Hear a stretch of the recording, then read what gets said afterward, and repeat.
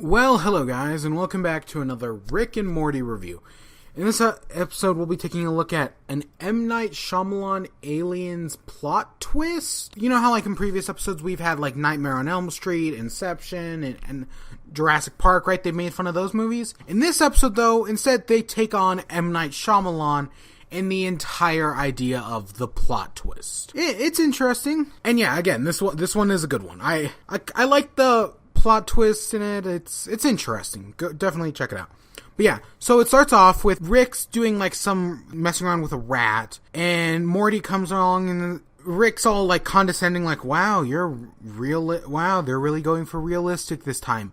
Beth comes out and she's acting all weird, and Morty's like, something feels off, and Rick's like, whatever. And then Morty goes to school, and they give him all this praise, and they push him to the front of the class, and are like, "Hey, your grandfather's a scientist. You should give us the recipe for concentrated dark matter.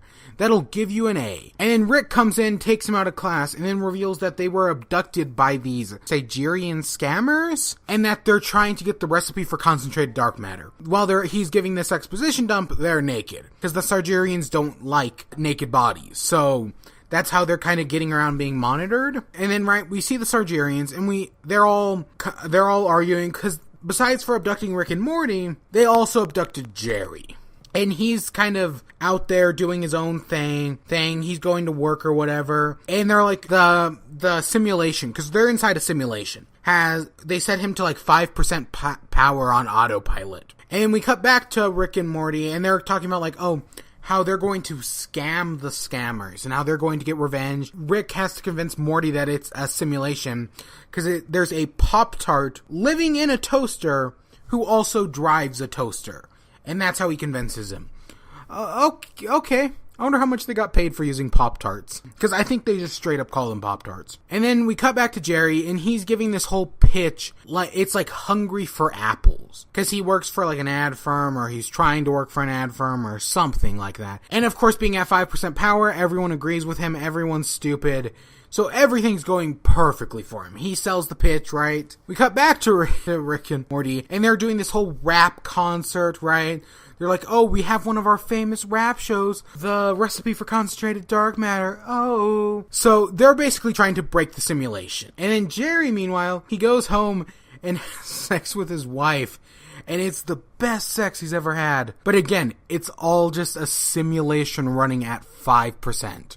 That's something I love, is that, it's all just going so well, everything's working so perfectly for him, but there's clearly no effort, everything's just at 5%. Earlier on, we heard human music while he was in the car, and it's just...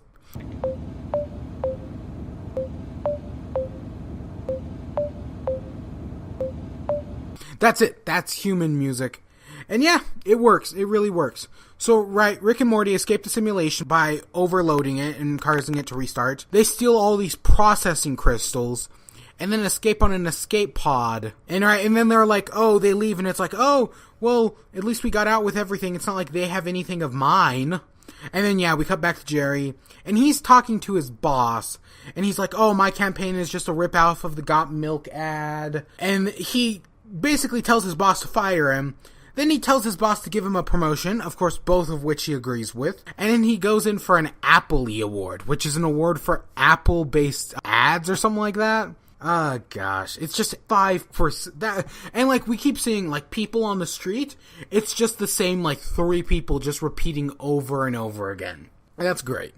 And then we cut back to Rick and Morty to find out that their whole escape pod, right, they get back to Earth, and he enters the code to a safe to find out that the scammers actually they were in a simulation, right? They never left the simulation. And that the scammers actually wanted the code to their safe, right? They didn't care. They already had concentrated dark matter.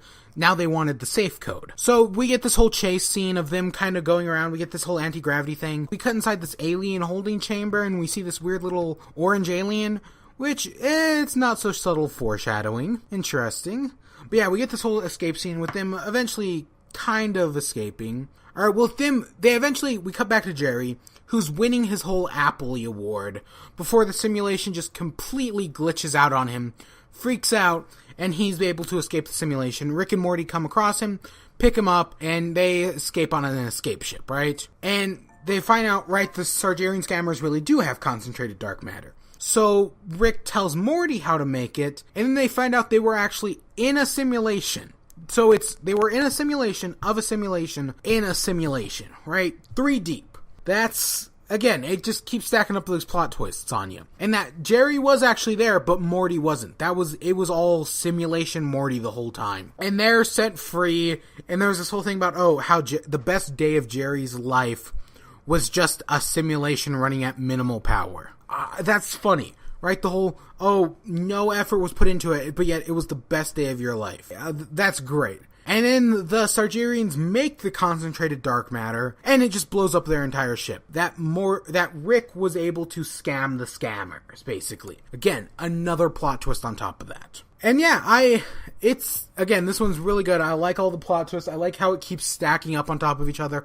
I love the ending of the whole exploding ship. And yeah, but I completely forgot about this. Actually, Rick and Morty has end credit, like scenes after the end credits. So yeah, from now I'm going to start looking at those. So this one has, first we see Jerry, who gives his Hungry for Apples pitch for real and gets fired for it. Meanwhile, Rick is drunk, extremely drunk, walks up to Morty and then tries to kill him because he thinks he might be a simulation. And that's where it ends. Yeah, again, good episode. Definitely go check it out. But I hope you all enjoyed. Stay tuned for more. Until next time, peace.